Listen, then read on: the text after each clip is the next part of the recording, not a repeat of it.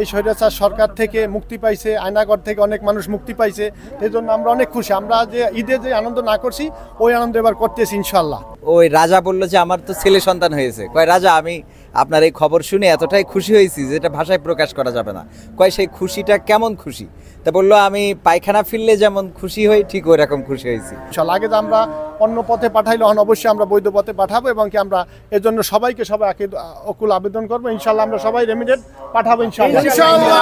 সম্মানিত দর্শক মণ্ডলী, আসসালামু আলাইকুম রহমতুল্লাহ। আশা করছি সবাই ভালো আছেন। আলহামদুলিল্লাহ আমরা ভালো আছি। দর্শক, দাঁড়িয়ে আছি মালয়েশিয়ার পেনাং শহরের আশেপাশে। এখানে নেমন্ত পাল বলে বুকিট পাংচর। তো বুকিট পাংচর মসজিদ নুরুল ইমান। এখানে আমাদের বাংলাদেশি ভাইরা যারা মাগরিবের নামাজ জামাতে পড়েছেন তাদের মাঝে আমি এখন আছি আলহামদুলিল্লাহ। এবং আমার বাঁ পাশেই দাঁড়িয়ে রয়েছেন আমাদের বাদল ভাই, যিনি এই অঞ্চলের একজন পুরাতন মানুষ এবং সফল ব্যবসায়ী। তো আমরা প্রবাসীদের আমরা জানি যে ওনারা রেমিটেন্স যোদ্ধা। বাংলাদেশে মাত্র কয়েকদিন হয়ে গেল যে স্বাধীনতা অর্জন করলাম, দ্বিতীয় স্বাধীনতা। রেমিটেন্স যোদ্ধাদের যথেষ্ট ভূমিকা ছিল। তারা বাংলাদেশে রেমিটেন্স পাঠায় নাই ওই সময়। তারাও রেমিটেন্সকে একেবারে টোটালি লকডাউন করে দিয়েছিল। তো আমরা বর্তমান তো বিজয় পেয়েছি এবং আমরা স্বৈরাচারী শাসককে হটাতে পেরেছি। সুতরাং আমরা একটু অনুভূতি জানার চেষ্টা করব যে প্রবাসীরা আসলে কতটুকু খুশি। তো আমরা একটা মাথা থেকে শুরু করব, এক এক বাক্যে বলতে হবে যে আপনারা আসলে কেমন খুশি। আপনি কেমন খুশি হয়েছেন? জি আলহামদুলিল্লাহ, আমি অনেক খুশি। অনেক খুশি হয়েছেন। আপনি কেমন খুশি হয়েছেন? আলহামদুলিল্লাহ অনেক খুশি। অনেক খুশি হয়েছেন আপনি? আলহামদুলিল্লাহ অনেক খুশি হয়েছে, অনেক অনেক। মানে এখানে এমন কেউ আছেন যে মাননীয় সাবেক প্রধানমন্ত্রী শেখ হাসিনার মানে এই পরাজয়ে কষ্ট পেয়েছেন? কেউ আছেন? একজনও নাই। আপনি কেমন খুশি হয়েছেন? আলহামদুলিল্লাহ ৭১ দেখতে পারি না, এটা দ্বিতীয় ৭১ দেখলাম। আলহামদুলিল্লাহ অনেক খুশি।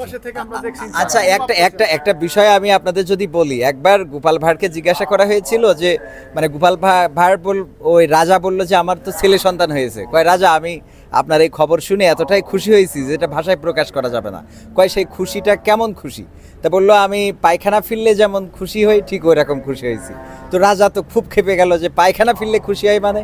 তো গোপাল ভাঁড় কইলো আমি আপনারে বুঝাবো যে পায়খানা ফিরলে কেমন খুশি হওয়া যায়। তো একদিন গোপাল ভাঁড়ের সাথে ঘুরতে ঘুরতে হঠাৎ পায়খানার বেগ লেগেছে রাজার। তো বলতেছে একটু টয়লেট করা যায়। এখানে তো করা যাবে না, খোলা জায়গা, আরও দূরে যায়।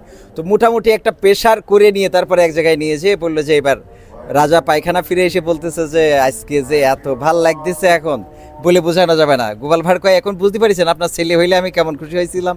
তো এখন এটা হলো অনুভূতি প্রকাশের একটা মাধ্যম। তো আসলে আপনারা কেমন অনুভূতি জানাবেন? আমার মতে অনুমতি আমার অনেক ভাল লাগছে। আমি 1971 সালে দেখি নাই স্বাধীনতা, কিন্তু 2024 সালে এসে আমি স্বাধীনতা, স্বৈরাচার সরকারের স্বাধীনতা দেখলাম। এতে আমি খুব আনন্দিত এবং আল্লাহর কাছে লাখো লাখো শুকরিয়া আদায় করছি। আল্লাহ পাক যেন আরও বাংলাদেশে আরও যেন সামনের দিকে ভালোভাবে একটা ইসলামিক দল আসুক, আয়সা দেশে ইসলামিক কায়েম হোক, এটাই আমাদের প্রবাসীর প্রত্যাশা। প্রবাসীদের পক্ষ থেকে প্রত্যাশা। বাদল ভাই, আপনি তো একজন আলহামদুলিল্লাহ হাজি মানুষ, আপনার মনে একটু কষ্ট লাগারই কথা। হ্যাঁ, কষ্ট তো অবশ্যই আছে। অনেকদিন দীর্ঘ 15 বছর ধরে স্বাধীন ছিল না আমাদের বাংলাদেশে। স্বাধীন ফিরে আসছে ছাত্রদের ঈদের জন্য এবং কি সবার ইয়ার কারণে। তাই জন্য তো আমরা সবাই খুশি। প্রবাসী থেকে যারা সবাই আমাদের এখানে বন্ধুবান্ধব যারা আছে, ভাই ব্রাদার যারা আছে, সবাই ইনশাল্লাহ খুশি। এই স্বৈরাচার সরকার থেকে মুক্তি পাইছে, আয়নাগর থেকে অনেক মানুষ মুক্তি পাইছে। সেই জন্য আমরা অনেক খুশি। আমরা যে ঈদে যে আনন্দ না করছি ওই আনন্দ এবার করতেছি ইনশাল্লাহ। যে মানুষ খুব খুশি। আর আমরা চাই যে বর্তমান যে যারা আসতেছে নতুন প্রজন্ম তারা এত সুন্দরভাবে দেশ চালাক। আমরা চাচ্ছি আমরা যতদূর প্রবাস থেকে পারি আমরা অবশ্যই আমরা রেমিটেন্স পাঠাবো ইনশাল্লাহ। আগে তো আমরা অন্য পথে পাঠাইলে অবশ্যই আমরা বৈধ পথে পাঠাবো এবং কি আমরা এর জন্য সবাই অকুল আবেদন করবো। ইনশাল্লাহ আমরা সবাই রেমিটেন্স পাঠাবো ইনশাল্লাহ। প্রবাসী যারা আছে আমরা ইনশাল্লাহ সবাই খুব খুশি হয়েছি। সবচেয়ে বড় কথা হচ্ছে আমরা আসলে 71 আমরা স্বাধীন দেখিনি। আমরা ইয়াং জেনারেশন যারা আছি, যারা আমরা নৌজওয়ান আছি, আমরা 71 স্বাধীন দেখিনি। এখন আমরা 2024 সালে যে স্বাধীনটা দেখছি, এই জন্য আমরা প্রবাসীরা অনেক খুশি, অনেক হ্যাপি। এই জন্য আমরা বলতে চাচ্ছি কি আমরা ইনশাল্লাহ আমরা এতদিন আমরা রেমিটেন্স বন্ধ রাখছি।